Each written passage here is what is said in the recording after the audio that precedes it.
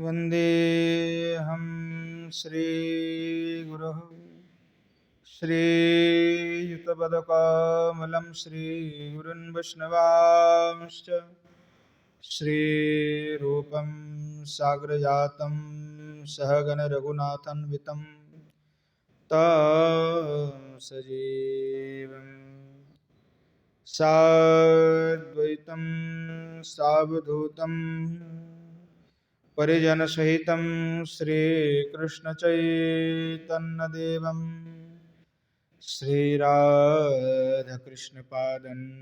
सहगणललिता श्री विशाखान्वितश्च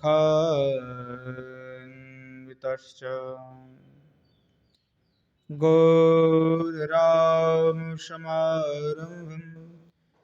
ईश्वरं अस्मदाचार्यपर्यन्तं वन्दे गुरुपरम्पराम् पाञ्चतत्त्वात्मकं कृष्णं भक्तरूपस्वरूपकं भक्तावतारं भक्ताख्यं नमामि भक्तशक्तिकम् वंशीविभूषितकरान्नवनीरदाभाव पीताम्बरधरोनबिम्बफलाधरोष्ठा पूर्णेन्दुसुन्दरमुखादरविन्दनेत्रा कृष्णात् परं किमपि तत्त्वमहं न जाने। श्रीमद्भागवतं नवमे यस्वैकस्य प्रसादतः अज्ञातानपि जानाति स्वरभसर्वगमानपि गङ्गातरङ्गरमणीयजटाकलापं गौरी निरन्तरविभूषितवामभागं नारायणप्रियमनङ्गमदापहारं वाराणसीपुरपतिं भज विश्वनाथम् दुर्वादलद्युतितनुं तरुणार्जुनेत्रं हेमाम्बरं वरविभूषणभूषिताङ्गं कन्दर्पकोटिकमनीय किशोरमूर्ति पूर्तिं मनरतभुवां भज जानकीशम्।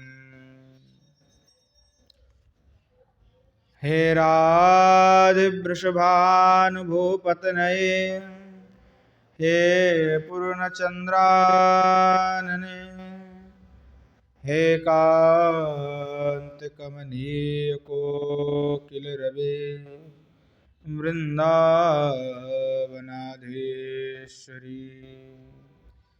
हे मातप्राणपरायणे च रसिके हे सर्वयोधेश्वरी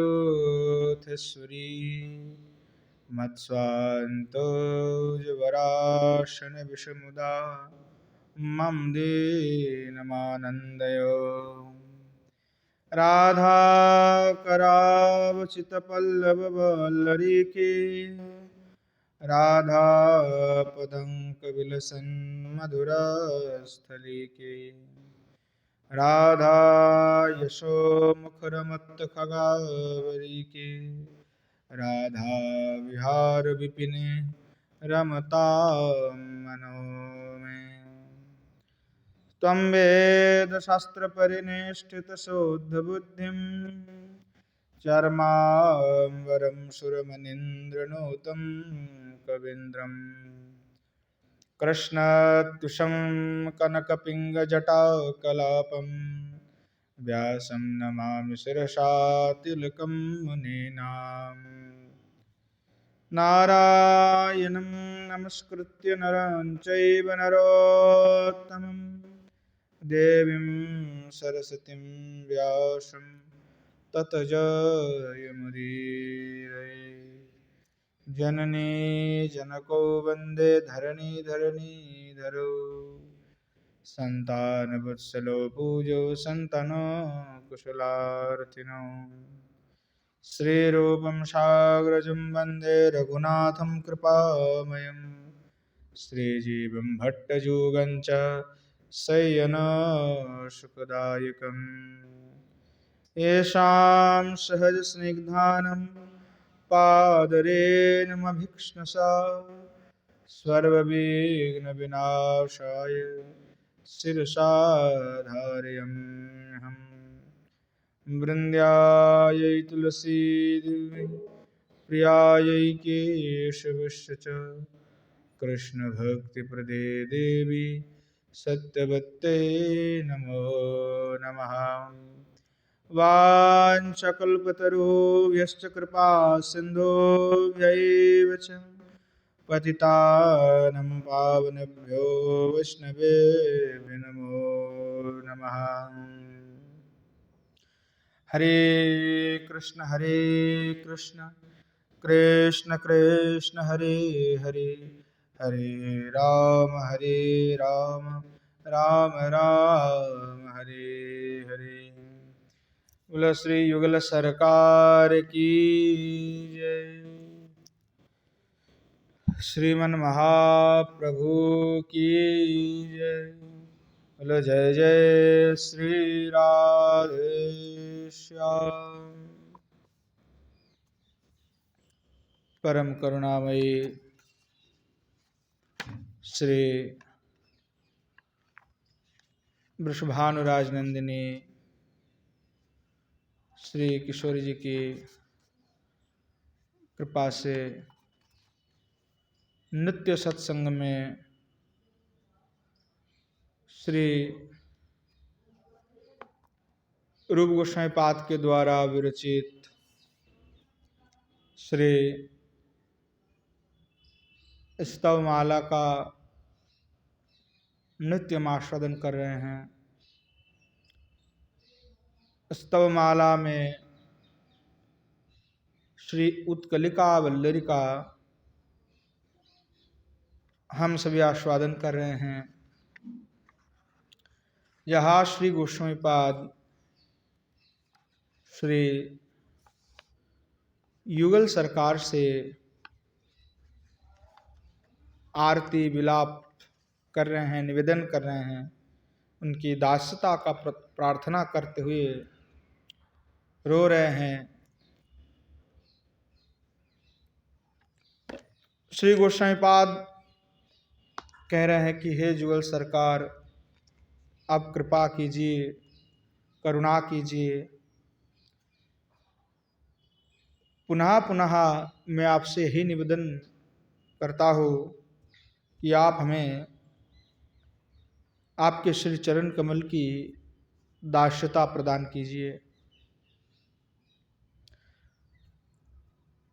पूर्व दिन 31 नंबर तक श्लोक जो है हमने आस्वादन किया।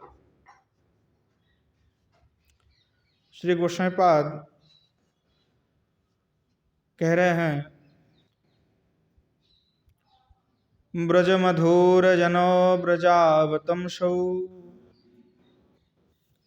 किमपि युवामभिजाचते यनोयम् मम नायनो चमत्कृतिः करोतु।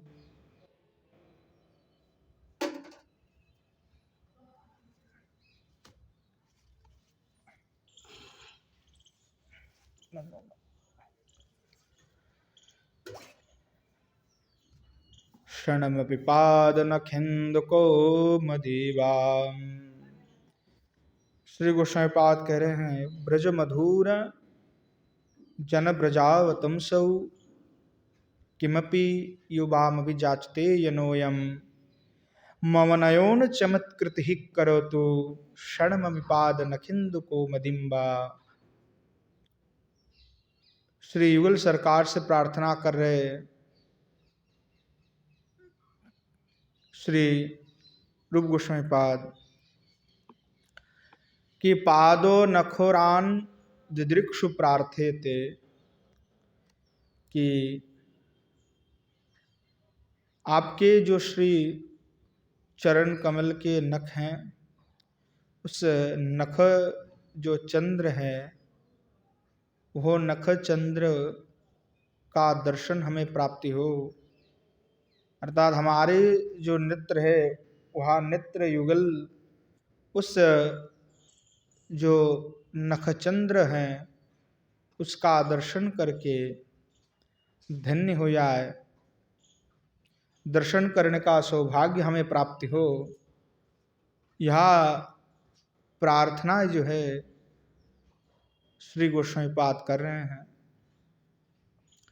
कि ब्रजो मधुर जन ब्रजावतंसो, हे नाथ, हे कृष्ण, हे श्रीमती, हे राधिके, कि ब्रज में विराजमान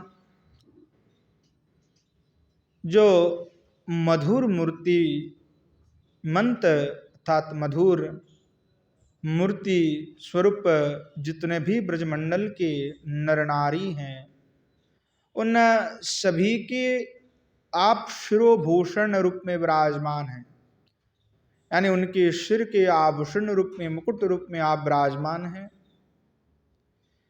इसलिए किमपि युवाम अभिजाचते जनोयम, इसलिए कुछ थोड़ा बहुत आपसे हम याचना कर रहे हैं, कोई अधिक कुछ याचना हमारे नहीं है, थोड़ा बहुत ही याचना है। किमपि युवाम अभिजाचते, आप दोनों के निकट में युगल सरकार कुछ प्रार्थना कर रहे हैं, याचना कर रहे हैं। मम नयोन चमत्कृतिक करो, तो आप जो हैं हमारे जो नेत्र हैं, नयन हैं, उस नयन जुगल को चमत्कार कीजिए, अर्थात आनंदित कीजिए।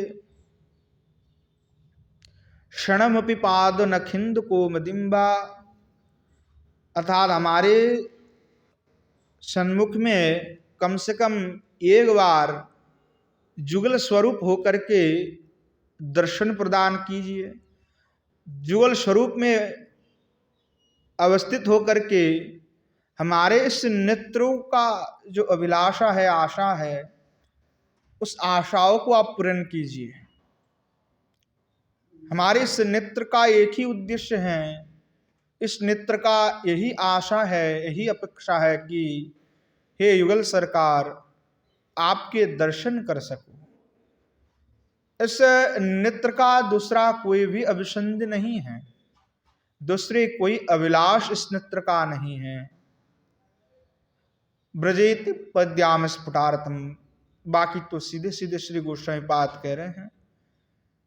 इसके अलावा आपके दर्शन के अलावा, आपके जो नख छटा है उसका दर्शन के अलावा हमारे मन में कोई दूसरी अभिलाषाएं नहीं है। हे युगल सरकार, कृपा करके अगर आप युगल स्वरूप का दर्शन नहीं देना चाहते हैं, मैं तो अधम हूँ, पामर हूँ, मैं प्रार्थना कर रहा हूँ कि आप कृपा करके आपके युगल स्वरूप का दर्शन दीजिए।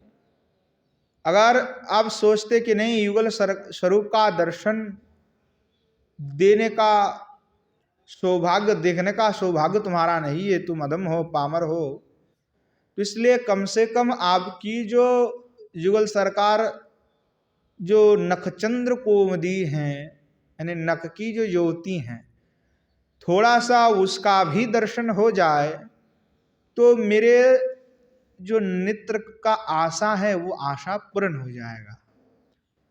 इसके सिवाय हमें और कोई भी अभिलाषा नहीं है।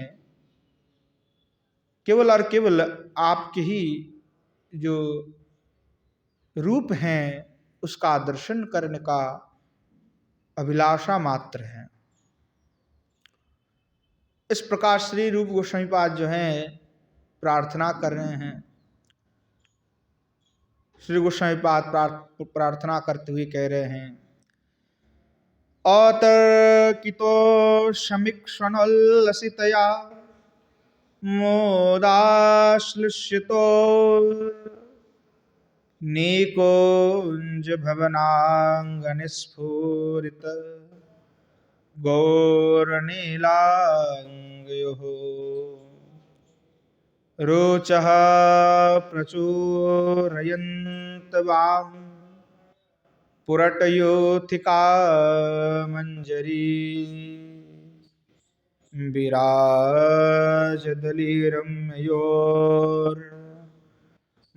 चमत्कृतिं चक्षुषोः।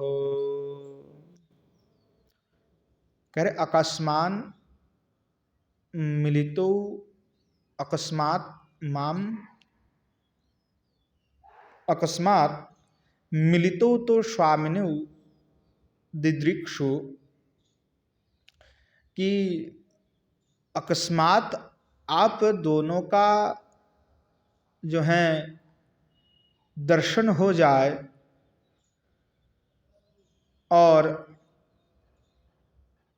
वहाँ जो दृश्य हैं उस दृश्य का दर्शन करके मैं धन्य हो जाऊं, उस अभिलाषाओं को व्यक्त करते हुए श्री गोस्वामी पाद प्रार्थना कर रहे हैं अतर्किते यानी अकस्मात। तो कह रहे हैं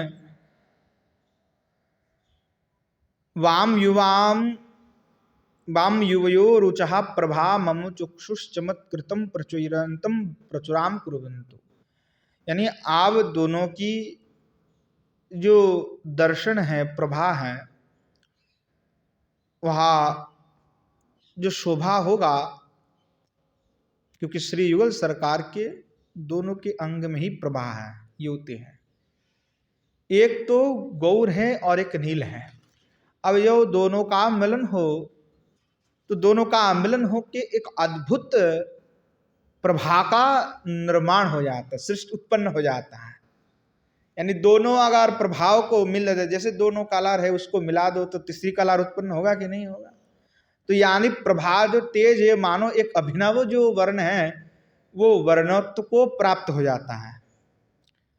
तो इसलिए कह रहे वहाँ जो अद्भुत दोनों का मिलन है, उस मिलन के समय जब उस दृश्य का दर्शन मुझे होगा तो मम चक्षुषो चमत्कृतिम यानी मेरे चक्षु तो उसको देख करके चमत्कृत हो जाएगा।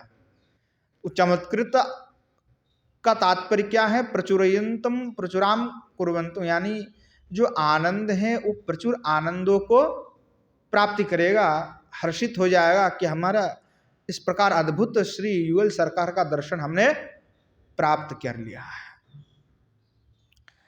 तो कहाँ दर्शन होगा? तो कह रहे केति आहो कि निकुंज भवनांगने, ऐसा दर्शन कहाँ होगा? तो निकुंज भवन में, यानी निकुंज के मध्य में। कुंज मंदिर चत्वरे यानी कुंज मंदिर के चत्वर में, जिसको हम बाहरी हिस्सा कहते चत्वर।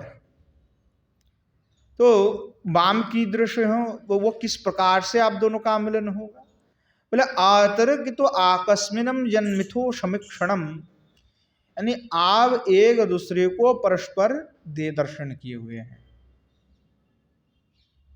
आप एक दूसरे का परस्पर अचानक चत्वर में ही आपने एक दोनों का दर्शन किया, और जैसे आपने दर्शन किया देख करके एक दूसरे जो है दर्शन जनित जो आनंद है, उस दर्शन जनित आनंद से यस्मिन मिथो समीक्षणम तस्मात् समल्यशुतया, यानी दर्शन मात्र से आप दोनों में जो दर्शन जनित जो हर्ष आनंद की उत्पन्न हुआ, उससे प्रविद्या मुद्धा प्रत्याश्लिष्यतो आलिंगतो हो, यानी तब आप दोनों प्रचुर आनंद के हेतु एक दूसरे को जब आलिंगन करेंगे और उस समय पुनः दृश्य स्फुरितो गौरलीलांग, तद जो गौर वर्ण और नील वर्ण जब एक दूसरे से मिलित होगा तो तापुम ताव ताप ताव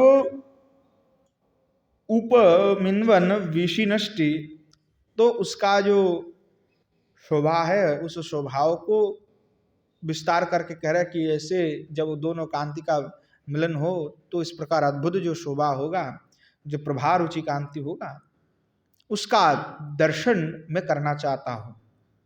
अर्थात दोनों का मिलन आकस्मिक हुआ, दोनों आनंदित हैं, आह्लादित हैं, और उस अवस्था का दर्शन मैं आपने नेत्र से करना चाहता हूं। पुरोरितिका मंजरी तत्वश्यम विराजानलिनश्चरिवो रम्य हो, यानी इस प्रकार कि आप जब जुगल सरकार इस प्रकार से विराजमान होंगे तो मैं अपने जो मंजरी आदि हैं उनके साथ में विराजमान होकर के, यानी मंजरी सखी सभी तो विराजमान हैं, तो उनके साथ में मैं भी विराजमान होकर के जब वो भी अद्भुत यह जो रम्य सुंदर जो अद्भुत जो स्वरूप है आप दोनों का, उसका दर्शन करके सभी आपने अपने नेत्र को तृप्त करेंगे, तो मैं भी युगल सरकार आपकी उस स्वभाव का दर्शन करके कब नेत्रों को आनंदित करूंगा, चमत्कृत करूंगा। ऐसा कब मुझे सौभाग्य प्राप्ति होगा युगल सरकार। इस प्रकार से जो है श्री रूप गोस्वामी पाद श्री युगल सरकार की उस लीलाओं का, नित्य लीलाओं का, नैमित्तिक लीलाओं का दर्शन करने का जो है इच्छा प्रकट कर रहे हैं कि निकुंज में जो लीला चल रहे हैं उस लीलाओं में मैं उपस्थित रह करके आपकी लीला का दर्शन कर सकूं। कब ऐसा मुझे सौभाग्य प्राप्ति होगा, वह जो है श्री रूप गोस्वामी पाद निवेदन कर रहे हैं। श्री गोस्वामी पाद पुनश्च कह रहे हैं, साक्षात् कृतिम बत ययोर्न महोत्तमोऽपि कर्तो मनस्यपि मनाक् प्रभुतामुपैति एच्छन्नयं नयनयो पतितो भवन्तो जंतुर्विजित निजगारभियं हृहंच। कितने अद्भुत वाक्य को श्री गोस्वामी पाद कह रहे हैं इस श्लोक में कि साधक को हृदय में किस प्रकार भाव होने चाहिए और किस प्रकार की तृष्णा, किस प्रकार की अभिलाषा, किस प्रकार के चिंतन होना चाहिए, वो इस श्लोक में श्री गोस्वामी पद व्यक्त कर रहे हैं कि स्व अयोग्यताम अनुभवन, यानी श्री रूप गोस्वामी पाद कह रहे हैं कि मैं अपनी जो दोष है उसको अनुसंधान भी कर लिया, स्वयं के अनुसंधान, आत्म अनुसंधान भी कर लिया, और मैंने पाया कि मैं किस प्रकार से तो क्या अयोग्य हूँ। तो जो स्व अयोग्यताम, अपनी जो अयोग्यता है उस अयोग्यता को अनुभवन, बोला कि नहीं मैंने इस अयोग्यता को देखा अपना, और केवल मात्र विचार नहीं किया, वही मेरा अनुभव है कि मैं हूँ अयोग्य। क्योंकि हम मुंह में कह तो सकते हैं कि हम अयोग्य हैं, कुछ विचार करके, कुछ दृष्टि डाल करके कह सकते हैं कि हम अयोग्य हैं, परंतु उस अनुभव को प्राप्त करना, यानी अपना अनुभव उसको कहा जाता है। जैसे आपको आपके शरीर में ब्लेड मार दिया तो कटा कि नहीं कटा, या कांटा चुभ गए तो आपको फीलिंग हुआ कि नहीं हुआ, फील हुआ कि नहीं हुआ। जैसे काटे शरीर में, जैसे ब्लेड मारे तो तुरंत काट गया और जलने लगे एकदम, हाँ, तो अनुभव हुआ। कांटा चुभ गया तो अनुभव हुआ। और आपने देख लिया नहीं कांटा चुभता है तो दर्द होता है, वो अलग बात है, परंतु उस दर्द का जब तक अनुभव नहीं होगा तो वो शुद्ध नहीं अनुभव। हो सकता है किसी को कम हो, किसी को ज्यादा ना हो, किसी को ना हो, परंतु अनुभव सिद्ध बात जो है वो अधिकाधिक मायने रखते हैं। तो श्री गोस्वामी पाद कह रहा है कि मैंने तो केवल देखा, ऐसी बात नहीं है, वो मेरे अनुभव है मैंने अनुभव किया कि मैं हूं ही अयोग्य। तो अनुभवत उत्पत्ति साक्षादिति, अनुभव करते हुए मैं जो है इस बात को कहना चाह रहा हूं। साक्षादिति इत्यादि शब्द के द्वारा उसको कह रहे हैं कि अनुभव करके मैं क्या पाया। बतेती विस्मय, और वे जो है कह रहे हैं विस्मयभूत होकर के कि महत महास्वर्व साधन संपन्न ओपी साधुवर्य मनस्यापि ये ह्लादिनी विज्ञान घन सर्वेश्वरयोर मनागल्पम साक्षात कृतुम प्रभुत्तम न उपैति सामर्थ्यम न भवति। करे महद व्यक्ति जो बहुत ही महत है, बहुत ही तपस्या करने वाले व्यक्ति भी हैं, जिन्होंने बड़े ही तपस्या किया है, योग आदि साधना किया हुआ है, यानी योगी तपस्वी जिसको कहते हैं।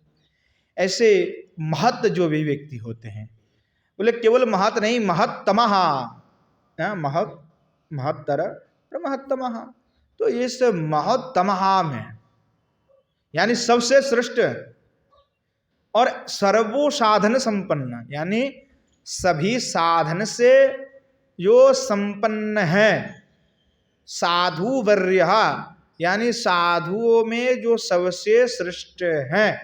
वर्य शब्द का प्रयोग इसीलिए कहा जाता है जब वो सबसे उत्तम श्रेष्ठ कहा जाए किसी को। तो ऐसे व्यक्ति के लिए भी, ऐसे जो महात्मा हैं, संत हैं, सर्व साधन संपन्न भी है, उनके लिए भी मनस्यापि ये और ह्लादिनी विज्ञान घनयो, जो हमारे श्री युगल सरकार है, जो श्री राधा है लादिनी शक्ति, और श्री भगवान कृष्णचंद्र है जो सर्वेश्वर है, उनका साक्षात्कृतम कर्तुम, उनका साक्षात्कार करना, प्रभुताम नोपैति सामर्थ्य न भवति, उनके लिए भी उन युगल सरकार का साक्षात्कार करना संभव नहीं है, वे भी समर्थवान नहीं होते हैं। कितनी बड़ी बात श्री गोस्वामी पाद कह रहे हम अपने अनुभव की बात कर रहा हूं, शास्त्र की बात तो कर ही रहे, अनुभव की बात भी कर रहे हैं कि ऐसे बड़े बड़े साधन संपन्न व्यक्ति के लिए भी उस युगल सरकार की चरण कमल का दर्शन प्राप्ति करना, साक्षात्कार प्राप्ति होना संभव नहीं होता है, समर्थवान नहीं हो पाते हैं। तो सोचो हम कहाँ के हैं, हमारी योग्यता कितना है। जहां सर्व साधन संपन्न होने की बात है, हमारे पास कितने साधन हैं, और सर्व साधन संपन्न साधुओं में श्रेष्ठ ऐसे होने पर भी, माहौल में उत्तम होने पर भी, उनके लिए भी युगल सरकार की साक्षात्कार होना न उपैति सामर्थ्य न भवति, वे भी सामर्थ्यवान नहीं है। तो भवंतो नयन हो पतिच्छन नेत्रगचयोर चिकृषन एवं प्राकृत कर्ण कलेवरो अति दुर्वासना मंद धीर्म लक्षणो यंतुर भीयम ह्रियंचा विजित्व निजगार गिलितवान।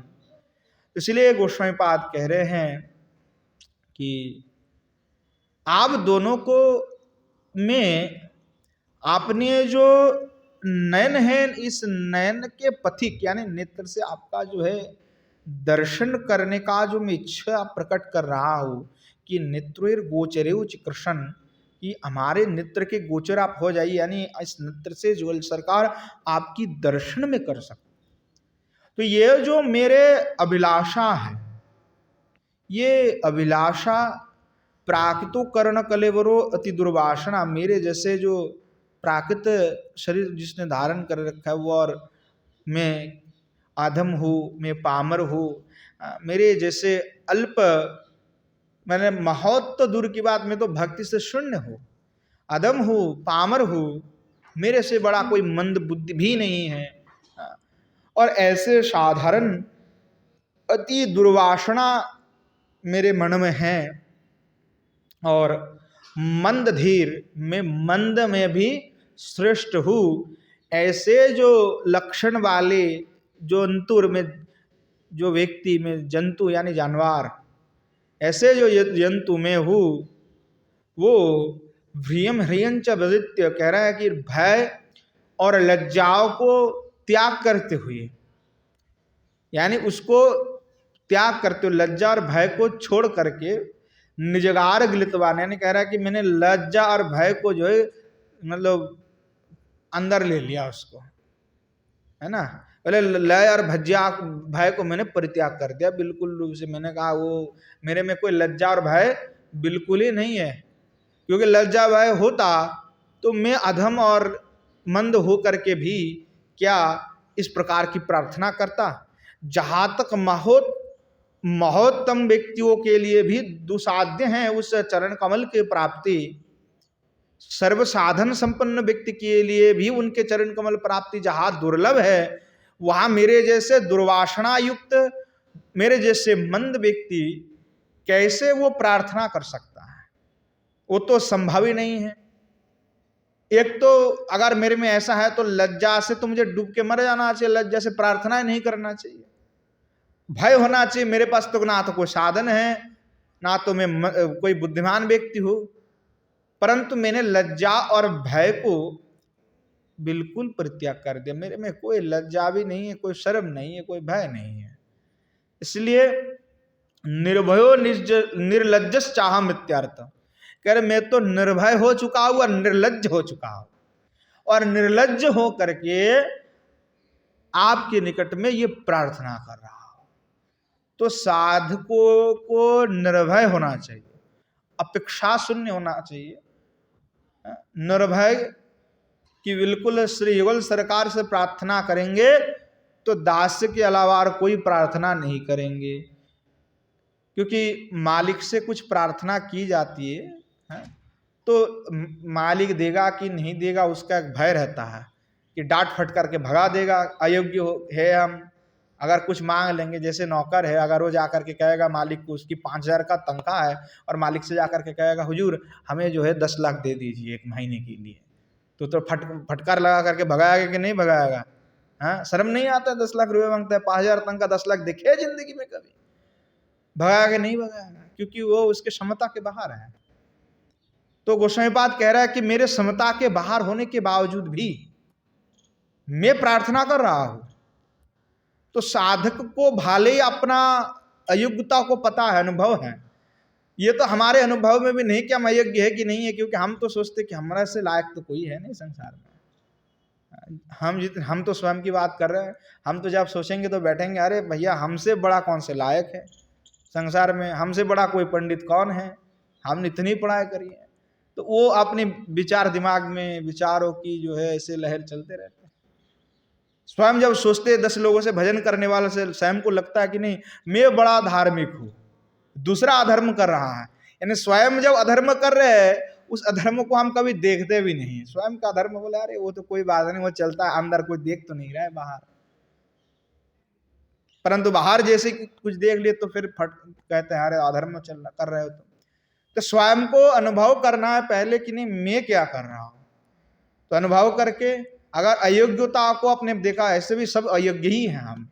जहां रूप गोस्वामी पास स्वयं को कह रहा है कि मैंने अनुभव किया कि मैं अयोग्य हूं, तो हम कौन से योग्य हो सकते हैं?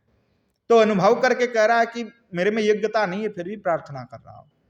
तो यानी निवेदन क्या करना कि ये निवेदन नहीं कर रहे हैं रूप गोस्वामी पाद कि मैं यज्ञ हो जाऊं, कि मैं यज्ञ हो जाऊं और आप मुझे कृपा भिक्षा कर दीजिए। योग्यता साबित होने के लिए कभी नहीं कह रहे नहीं योग्यता हमें यज्ञ होना ही नहीं है, आप यज्ञ बना लो, कृपा दे दो, आपके चरण सेवा दे दो।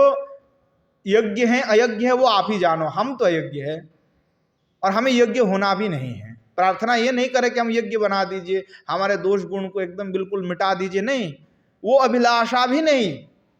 अभिलाषा इतना है कि आपकी चरण कमल की सेवा प्राप्ति हो, इसके सिवाय हमें कोई भी अपेक्षा युगल सरकार नहीं है। इसलिए कह रहा है कि मैंने भय को छोड़ दिया और लज्जा, निर्लज्ज हो चुका हूं मैं।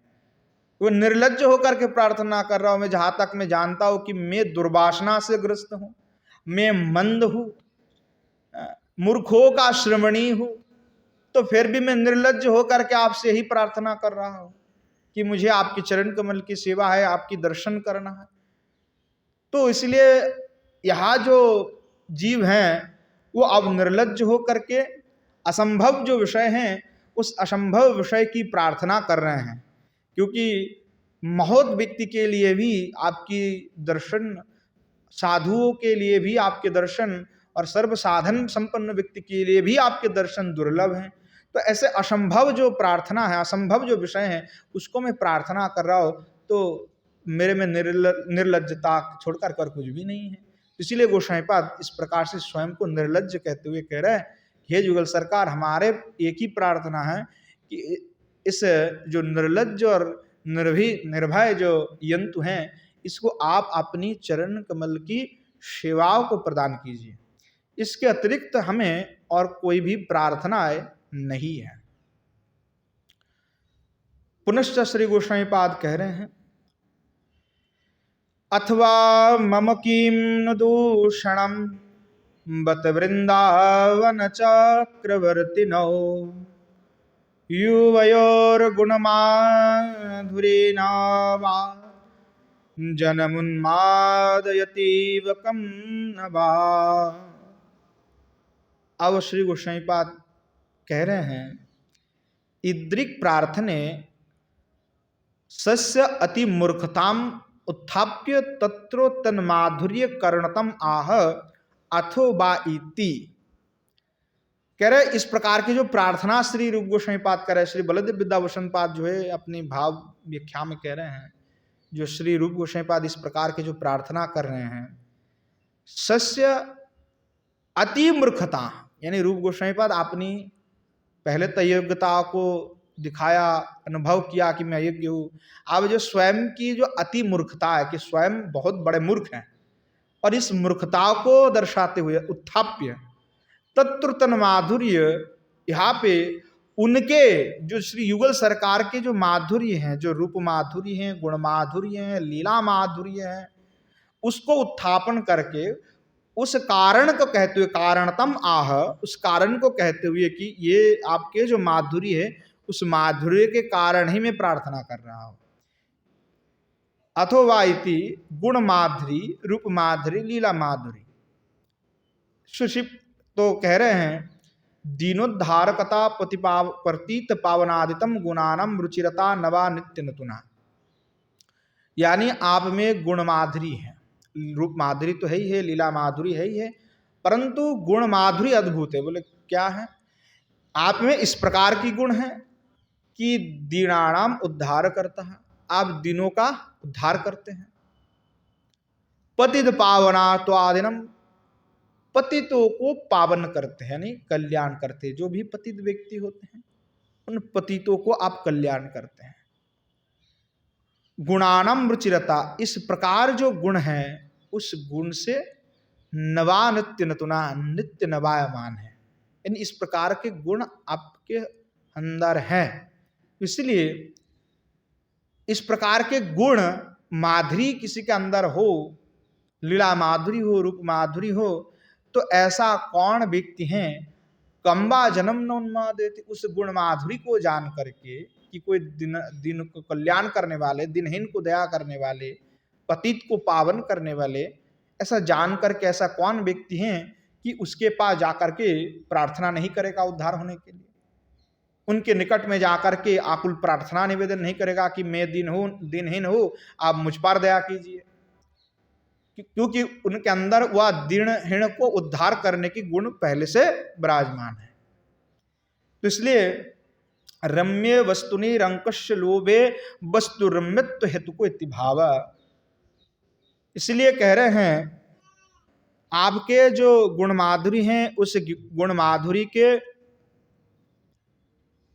दर्शन करते हुए, उसको जान करके मैं आपके निकट में प्रार्थना कर रहा हूं, क्योंकि रम्य वस्तुनि, अगर कोई वस्तु रम्य हो तो इसीलिए रमन करने वाले की अगर लालसा उस रम्य वस्तु के प्रति हो, है ना, तो वो हेतु बन जाता है, कारण कि उस वस्तु का रमण वो करना चाहता है। यानी जो भी सुंदर वस्तु हो उस वस्तु के प्रति किसी की लालच है कि नहीं ये वस्तु अद्भुत सुंदर है, उसकी गुण को उसने जान लिया कि ये वस्तु अद्भुत है और उसको जान करके उसके मन में लोभ उत्पन्न हुआ, तो वो हेतु बन गया वस्तु के गुण, वस्तु के गुणत्व के कारण वो लोभ उसका उत्पन्न हुआ। इसीलिए श्री गोसाईपाद कह रहे आपके अंदर जो यह गुण माधुरी है उस गुण माधुरी ही इस प्रार्थना का हेतु बन करके विराजमान है, दूसरी कोई कारण नहीं है।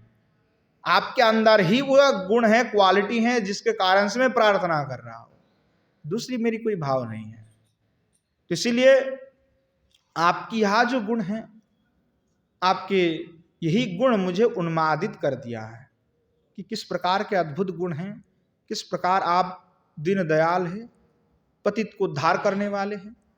तो मेरे जैसे दुर्वासनाग्रस्त अधम पामर को भी आप अवश्य ही उद्धार करेंगे, अवश्य आपकी श्री चरण कमल की सेवा मुझे प्रदान करेंगे।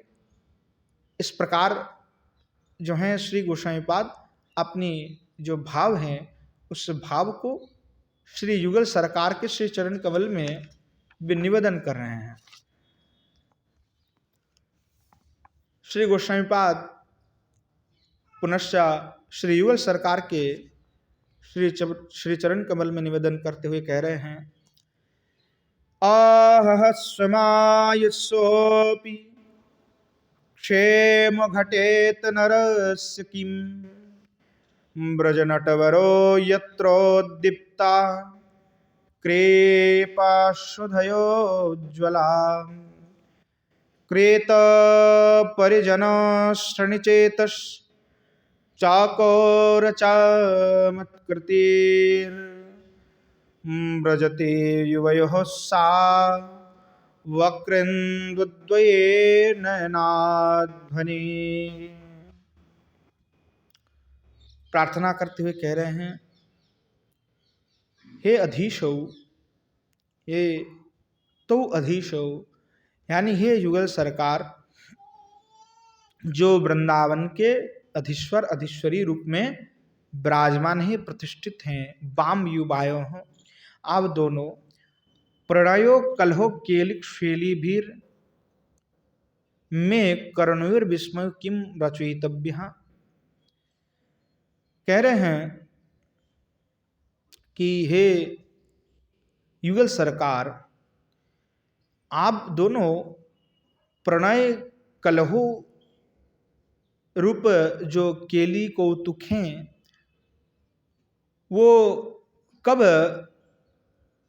उस केली कौतुक का जो श्रवण, उस केली कौतुक का श्रवण करा करके मेरे श्रवण इंद्रियों को आनंदित कर देंगे, कब ऐसा सौभाग्य होगा कि मैं अपने नेत्र से आपका दर्शन कर पाऊंगा।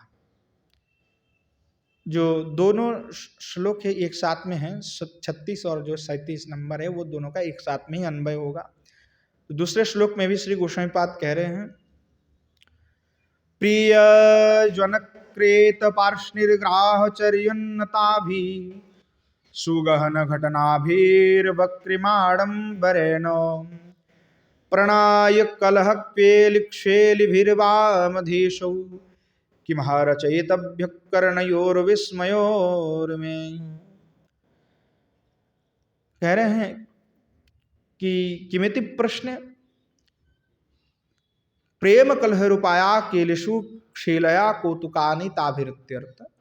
यानी हे जुगल सरकार, जब आप परस्पर मिलित होकर के प्रणय कलह यानी झगड़ा करेंगे, कलह करेंगे, मिथ्या कलह जो है प्रणयवश, और उस जो कलह है उस कलह आप दोनों कर रहे होंगे, तब मैं मंजरी हो करके आपके सेवा में उपस्थित हूँ और आप दोनों जो है झगड़ा कर रहे, कलह कर रहे, तो उस कलह का जो मैं श्रवण करके मैं कब अपनी जो श्रवण इंद्रिय हैं उसको तृप्त कराऊंगा, कब आपका इस प्रणय कलह का दर्शन करके मैं अपने नेत्रों का जो है नेत्रों को तृप्त कराऊंगा, कब मुझे ऐसा सौभाग्य प्राप्ति होगा कि आप दोनों का इस प्रकार जो क्रीड़ा है उसका दर्शन मुझे प्राप्ति हो। बोले परिजनई कृता या पार्ष्णिग्रह चर्या साहाज्य क्रिया तयोन्नता भी प्रविद्या भी, कि आप जब परस्पर मिलित होंगे और आप दोनों जब झगड़ा करना प्रारंभ कर देंगे तो आपके जो परिजन हैं, यानी आपने अपने पक्ष में श्री जी की सखिया और श्री भगवान के सखा प्रियनर्म सखा, अब जो श्री जी की पक्ष में है वो तो श्री जी की पक्ष में बात करेंगे। जिसे हमने दान के लिए चिंतामणि का आस्वादन किया था तो उस समय हम देखे कि किस प्रकार से श्री भगवान के पक्ष में से अपने प्रिय नर्म सखा जो है एक तरफ से बात करने लगते तो उधर से सखिया फिर पुनः उनको चुप करा देती हैं। तो एक दूसरे के जो परिजन हैं वह परिजन क्या करेंगे, तो फिर एक दूसरे के पक्ष के कारण से श्री जी के जो सखिया है वो श्री ठाकुर जी की सखा को फट करेंगे। हैं तो हमारे कृष्ण को ऐसे कहा है, तो कहेंगे हमारे श्री जी को ऐसे कह रहे हैं, इतनी हिम्मत। अब इस प्रकार एक दूसरे जो हैं परस्पर जो अपने परिजन हैं वो पक्ष लेकर के जो है अद्भुत रूप से एक दूसरे से सब जो है लड़ झगड़ना आरंभ कर देंगे, यानी वाक्य से जो है इस प्रकार से कलह करेंगे। और इस प्रकार जब परस्पर जो वक्रोक्ति करेंगे नरम वाक्य, तो आप जुगल सरकार एक दूसरे को कहेंगे और फिर आपने जो परस्पर जो सखा सकिया है ये जो हैं बक्रीम आडम्बरेन सुघन घटानाभिर्वद्य नेताभिरत सन्नु पृष्ठ मन पाष्टि, कह रहा है कि एक दूसरे का जो ये आपने जो सखा सकी हैं इस प्रकार से तुमुल एकदम बिल्कुल झगड़ा आरंभ हो जाएगा और परस्पर इस प्रकार जो वक्रोक्ति करने लगेंगे जिसका मर्म समझना अर्थ समझना बड़ा ही दुर्गे हो जाएगा। यानी इतनी तीव्र झगड़ा प्रबल झगड़ा प्रारंभ हो गया, कौन क्या कह रहा है उसका अता पता कुछ भी नहीं, कुछ समझ में नहीं आएगा। यानी बहुत तीव्र झगड़ा, ऐसे तीव्र झगड़ा का दर्शन कब मुझे करने का सौभाग्य प्राप्ति होगा जुगल सरकार, इस प्रकार केली विलास का कौतुक का दर्शन कब मुझे प्राप्ति होगा, कब मैं सुनूंगा इसका, ऐसा कब दिन आएगा। किस प्रकार आतुर होकर के किस प्रकार लालसा से प्रार्थना कर रहे हैं। और इस प्रकार से ब्रज नटवरोर यत्र दीप्ता कृपयो सुधय ज्वला कृत परिजन श्रेणित चक्रोच्चमत्कृतिर ब्रजति जो है सा वक्रंदुद्वय नयनाध्वनि। और आप दोनों के जो अति बहुत सुंदर कृपा से भरे हुए परिपूर्ण, कृपा से परिपूर्ण जो मुखारबिंद हैं, जो सतत करुणा के लिए दृष्टिपात करे, करुणा की दृष्टि जो आप निबद्ध करके रखे हुए सतत भक्तों के ऊपर, भक्तजनों को कृपा करने के लिए। और आपके जो दर्शन हैं, आपके जो शोभा है उसका दर्शन करके ऐसे कौन है जगत में जो आनंदित नहीं होता।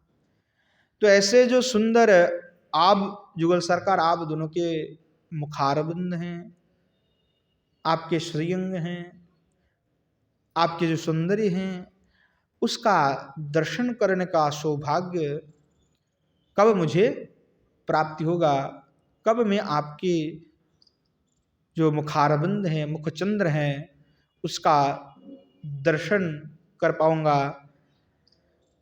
क्या मुझे ऐसा कभी मेरा ऐसा कोई सौभाग्य होगा, क्या ऐसा कभी दिन आएगा कि जब आपकी मुखारबिंद का दर्शन मुझे प्राप्ति होगा। इस प्रकार से जो है श्री गोसाईपाद तीव्र लालसा के साथ में श्री युगल सरकार के श्री मुखारबिंद का दर्शन करने का जो है सौभाग्य प्रार्थना कर रहे हैं, लालसा कर रहे हैं कि कब ऐसा दिन आएगा, कब ऐसा सौभाग्य मुझे होगा। आशा और अभिलाषा एकमात्र ही है, कि श्री युगल सरकार के सेवा मुझे प्राप्ति हो, श्री युगल सरकार का दर्शन मुझे प्राप्ति हो, श्री युगल सरकार के जो कलह हैं, प्रेम कलह हैं, उसका दर्शन मुझे प्राप्ति हो। पुनश्च श्री गोस्वामीपाद प्रार्थना करते हुए कह रहे हैं, नेवृतो मपहृतायां मे त्वयावं शिकायां दिशि दिशि दृश्यमुत्कां प्रेर्य संप्रेक्ष्यमान स्मित स्वबल मुखिभिर्विप्रलब्धस्वकीभिः त्वमग्हर क्वद मे तुष्टिमक्ष्णोर्विधत्से। अब कह रहे हैं, हे अघहर, यानी पाप के नाश करने वाले, सभी पाप का नाश करने वाले हे अघहर, हे भगवान श्री कृष्ण, हे श्री किशोरी जी,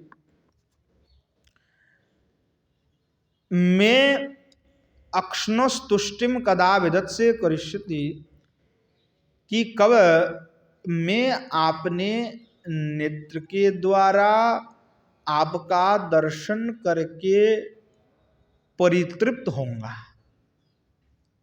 यानी आपका दर्शन करके मैं अपने नेत्र को परितृप्त करूंगा।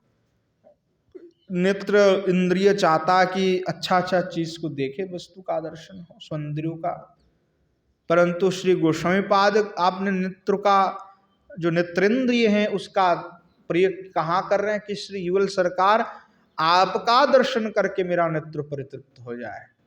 बाहरी प्राकृतिक कोई सौंदर्य का दर्शन करने की कोई अभिलाषा नहीं है, आपका जो दर्शन है उसको करते हुए मैं अपने नेत्र को परितृप्त करना चाहता हूं। तो कैसे और किस प्रकार के दर्शन हैं जिसका दर्शन करने से मेरा नेत्र परितृप्त हो जाएगा, तो उसको कह रहे कि दृश्यसन इत्यापेक्षायाम, वो किस प्रकार के दर्शन हैं जिसका करने मात्र से नेत्र परितृप्त हो जाए। क्योंकि निवृतम यथासित तथा एतया राधा श्री वंशिकम अपहृतयाम सत्यम दिश दिशि प्रतिदिशम उत्काम दृश्या प्रियम कयामी वंशधत्यति संपृच्छयमान परिपृच्छन। यानी श्री किशोरी जी आपकी वंशी जो है वो चोरी कर लेंगे, और श्री जी ने आपकी वंशी को जो है चुरा करके कहीं छुपा करके रख दिए हैं। अब श्री भगवान को याद आया कि भाई मुझे तो निकुंज में जाना, चले जाना निकुंज से, मेरा वंशी कहाँ है। अब वंशी नहीं होगा तो कोई काम नहीं बनेगा। तो जब वंशी मुझे नहीं, आपको नहीं प्राप्त होगा तो आप ढूंढेंगे भैया मेरा वंशी कौन लिया, मेरा वंशी कौन लिया, अब कौन चोरी किया मेरा वंशी। इस प्रकार से आप सखियों को, मंजरियों के पास में जा करके पूछेंगे, अरे बताओ हमारे वंशी क्या तुमने चुराई है, बताओ कौन सी सखी है जिसने हमारे वंशी को चुराई है।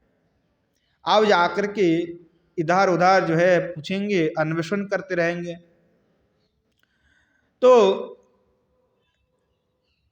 आपके इस प्रकार अन्वेषण करते समय आप श्री जी की जो सखिया है, श्री जी के पक्ष में जो सखिया है, वो सखिया जो हैं वो आपको क्या कह देंगे कि या तत्रो यया वंशिना हृत्वा ताम सुचिंत विश्वकवीर विप्रलुब्ध वंचितम कीदृशम स्मितुन शबलानि चित्राणि मुखानि याशंता भीर।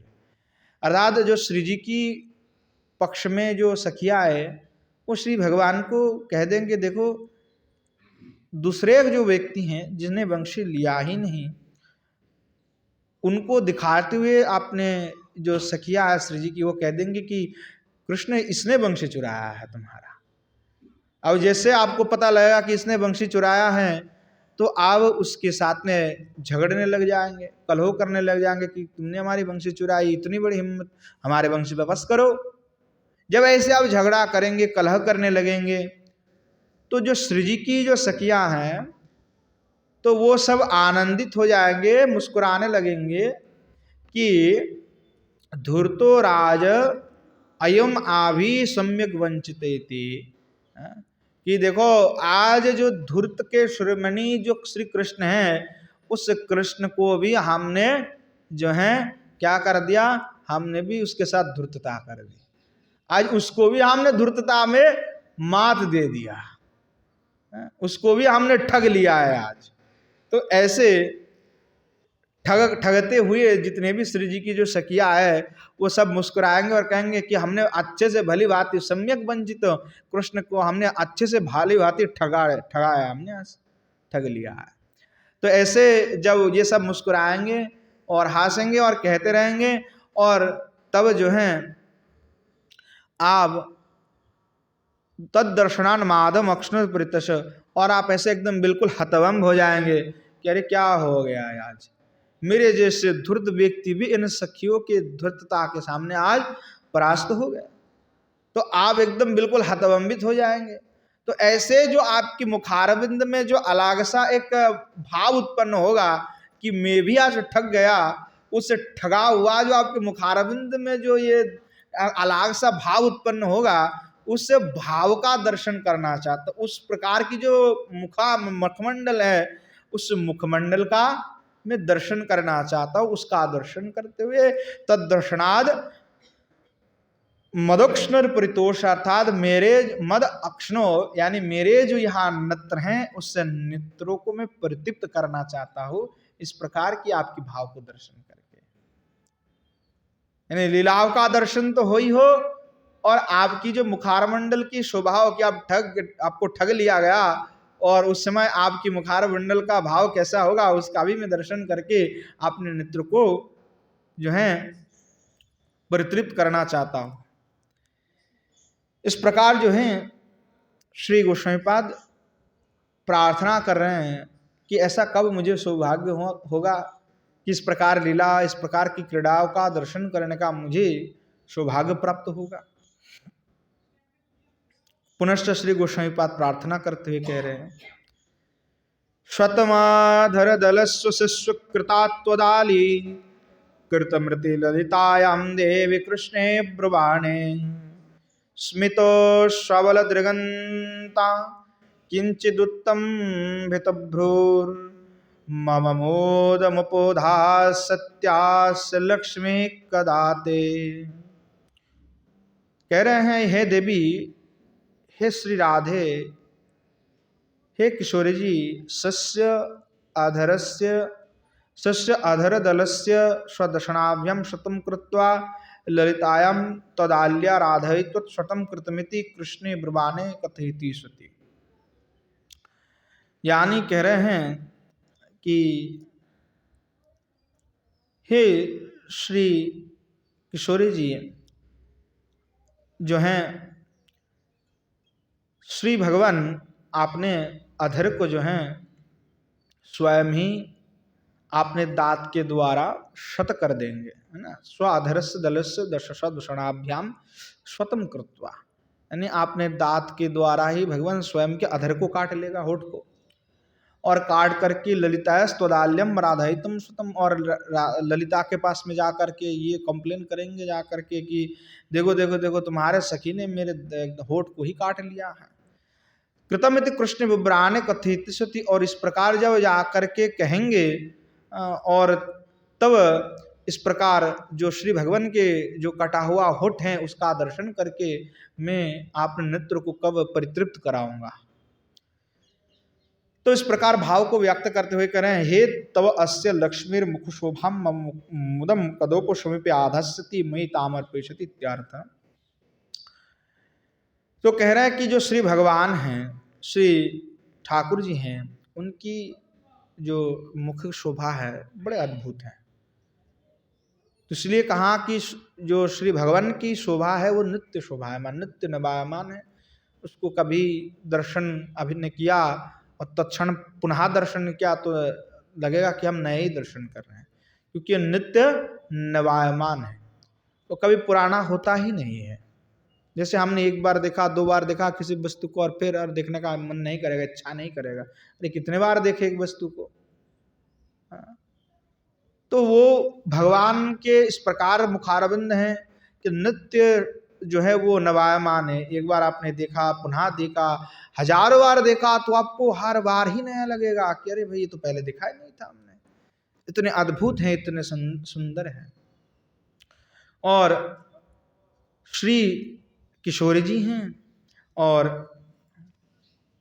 श्री किशोरी जी की जो मुखारबंद हैं, ती तब अस्य आस्य लक्ष्मीर मुख शोभा, यानी श्री जी के जो मुखारबिंद की शोभा है, श्री जी तो महालक्ष्मी हैं और उनकी मुखारबिंद की अद्भुत शोभा है। तो ऐसे जो शोभा है, उस दोनों का मुखारबिंद की शोभा कब मैं दर्शन करूंगा, कब उसको दर्शन करके आनंद को प्राप्ति करूंगा। इस प्रकार जो है श्री भाव जो है गोस्वामीपाद व्यक्त कर रहे हैं कि श्री कृष्णचंद्र जब आपने अधर को इस प्रकार काट करके श्री ललिता से जाकर के कहेंगे कि हे ललिते, तुम्हारे सखी जो है हमारे अधर को जो है काट लिए हैं, तो उस वाक्य को श्रवण करते हुए स्मितुन शबल चित्रो दृगंतो यश्यसति कृष्ण महाविदुषुकत्तम किंचिद उत्तंभितु भ्रुरिति मृषभाषणी तस्मिन कोपश्च अव्याजते। इस प्रकार कृष्ण जब मिथ्या आरोप लगाएंगे, उस मिथ्या आरोप को आप सुन करके कि आप थोड़ा पहले मुस्कुरा देंगे, थोड़ा सा मुस्कुराएंगे, अधिक नहीं मुस्कुराएंगे, श्रुत थोड़ा मुस्कुराएंगे और मुस्कुराते हुए किंचित उत्तंबितो भ्रू, आपने जो भ्रू है उसको थोड़ा किंचित ऊंचा कर देंगे, यानी भ्रुकुटी कर देंगे। हाँ ऐसा कहा मैंने तो नहीं किया, बिल्कुल कृष्ण जो है मिथ्या आरोप लगा रहा है। तो वो भाव को प्रकट करते हुए आपने मिथ्याकृत करते, आपने भ्रुकुटी को ऐसे कटाक्ष करते हुए आपने जो कृष्ण को दर्शन करेंगे, हाँ कि मैंने किया है क्या, यहाँ पे ललिता को आरोप लगा रहे हो मैंने किया है क्या, वैसे जो भाव ऐसे कहेंगे। तो कह रहे हैं ऐसे जब आप उनको टेढ़ी नजर से देखेंगे और कृष्ण भी उस प्रकार मुखारबिंद का दर्शन करते हुए टेढ़ी नजर को देख करके श्री भगवान भी थोड़ा सा घबरा जाएगा कि अरे हमने ऐसे बोल दिया, आप तो हमें खूब डांट फटकार पड़ने वाले हैं। तो भगवान के मुंह भी थोड़ा सा ऐसे ही हो जाएगा कि आप डर गए भगवान। तो ऐसे जो शोभा है, यानी आप इस प्रकार जो मिथ्या क्रोध करते हुए भ्रुकुटी करते हुए श्री भगवान को और देखे और श्री भगवान भी डर जाए, और ये इस दोनों का जो रूप माधुरी है, इस स्वभाव का दर्शन मुझे कब प्राप्ति होगा, कब ऐसा काल आएगा कि उस आप दोनों की इस मुखारबिंद की दर्शन करते हुए दोनों की स्वभाव का मैं अपने नेत्रों को परितृप्त कराऊंगा। कब ऐसा सौभाग्य आएगा जोल सरकार, कितनी लालसा है नित्य लीलाओं का दर्शन करने में। श्री युगल सरकार के जो लीला है निकुंज में, उस लीलाओं का दर्शन की इतनी तीव्र लालसा, इतनी अभिलाषा है। और वो जितने भी श्री गोस्वामीपाद कह रहे हैं वो सारे, क्योंकि नित्य मंजरी है ही है, तो वो तो अपने साधक को कह रहे हैं कि साधक के हृदय में इस प्रकार की भाव होनी चाहिए, क्योंकि वे नित्य मंजरी, उनके लिए वो नित्य हैं। फिर भी साधक रूप में आकर के जब साधना को दिखाया तो साधक उचित भाव का आश्रय लिया है। तो जो भी साधन करके उस मंजरी स्वरूप को प्राप्ति करना चाहता है, जो सिद्ध स्वरूप को प्राप्ति करना चाहता है, उनके लिए वो आदर्श हैं, उनको लिए दिखा रहे हैं कि इस प्रकार की लालसा, उस प्रकार की भाव उनको होना चाहिए। अगर नहीं है तो फिर वो भक्ति काम का नहीं होगा, बाहर बस रह जाएगा, अपने उद्धार तक सीमित है वो। इसीलिए कहा कि अंतरंग भक्त सहित महाप्रभु करे रसास्वादन और बहिरंग भक्त सन करे हरिनाम संकीर्तन। जो बहिरांग भक्त हैं महाप्रभु उनके साथ हरिनाम संकीर्तन तक सीमित है। महाप्रभु को वो लोग इतना ही जानते हैं कि महाप्रभु हरिनाम संकीर्तन किया, जगत को उद्धार किया, इतना बस। परंतु महाप्रभु अंतरंग जो भक्त हैं उनके साथ में जो रसास्वादन किया, वो कौन सा रस है जो महाप्रभु अंतरंग भक्त के साथ आस्वादन किया है। नाम संकीर्तन तो सर्व समर्थ के लिए, भक्ति में भक्तिम केशांचित अधिकारा, भक्ति में भक्तों की संचित अधिकारा, भक्ति में किनका अधिकार है, बोले सर्वेशाम अधिकार है। भक्ति में सबका अधिकार है, परंतु भक्ति में जो मात्र रस का विचार है उस रस में सबका अधिकार नहीं है। अलग अलग जो रस है उस रस उपासक, अलग अलग रस उपासक कोई होगा वो परंपरा के द्वारा है। जैसे श्रीमन महाप्रभु है वो माधुर्य रस उपासक हैं, वो वात्सल्य में नहीं है, वो दासता में नहीं है, वो शांत नहीं है, वो सख्य नहीं है, वो मधुर है। तो जो अंतरंग भक्त हैं उनके साथ में श्रीमन महाप्रभु रसास्वादन किया। और वो कौन से रसास्वादन है? तो श्री युगल सरकार के जो निकुंज में नृत्य क्रीड़ा हो रहे हैं, उस विलास हो रहा है, उस विलास युक्त जो रस है उस रस का आस्वादन उनके साथ में श्रीमन महाप्रभु ने किया, उसका आस्वादन किया। स्वयं भगवान होते हुए भी भक्त स्वरूप में आकर के भक्तोचित वेश का आश्रय करते हुए भक्तोचित क्रिया किया, यानी स्वयं आचरण भी किए, आचरण सिखाए भी, स्वयं लीला किए भी, स्वयं लीला का आस्वादन भी किए, कराए भी, और कैसे करना है वो भी कहे हैं। तो वहां जो अंतरंग रस हैं उसकी प्राप्ति के लिए मंजरी स्वरूप बहुत ही आवश्यक है, जिसको हम शुद्ध स्वरूप कहते हैं। प्रत्येक परंपरा में शुद्ध स्वरूप है, और शुद्ध स्वरूप के बिना वो भक्त जो है आगे बढ़ ही नहीं पाएगा, वो नाम संकीर्तन आदि तक ही सीमित रह जाएगा। तो उनको अगर उस स्थान में पहुंचना है कि मुझे भी नित्य शिवाओं को प्राप्ति करना है, तो श्री गुरु वर्ग के द्वारा प्रवत्त जो स्वरूप हैं उस स्वरूप की आवश्यकता है, और उस स्वरूप का आश्रय लेकर के उसको भी इस प्रकार के साधन करना होगा। तो जब वो साधन करेगा तब धीरे धीरे उस स्वरूप की उसकी प्राप्ति होगा। तो उस जो स्वरूप का वो आश्रय लेगा यानी साधना करेगा, उस साधना के समय में तत्साधनोचित जो समय है उस साधना काल में उस साधक के हृदय पे किस प्रकार की अभिलाषा, किस प्रकार की आशा होना चाहिए, उत्कंठ होना चाहिए, वो वहां पे श्री रूप गोसाई पाद दर्शा रहे हैं कि अगर कोई साधक हैं तो उनके चित्त में भी श्री युगल सरकार के सेवा के लिए, उनके श्री चरण कमल प्राप्ति के लिए इस प्रकार की तीव्र लालसाई, तीव्र जो उत्कंठा है वो होना आवश्यक है। अगर नहीं हो रहा है तो कहीं ना कहीं भक्ति में अभी हमारा प्रवेश नहीं हो पाया है। इसीलिए कहा कि जो महत हैं, सर्व साधन संपन्न है, उत्तम उत्तम भक्त है, उनके लिए भी श्री युगल सरकार के जो माधुर्य रस उपासना है, यानी उस निकुंज में जाकर के शिवा प्राप्ति उनके लिए भी दुर्लभ है।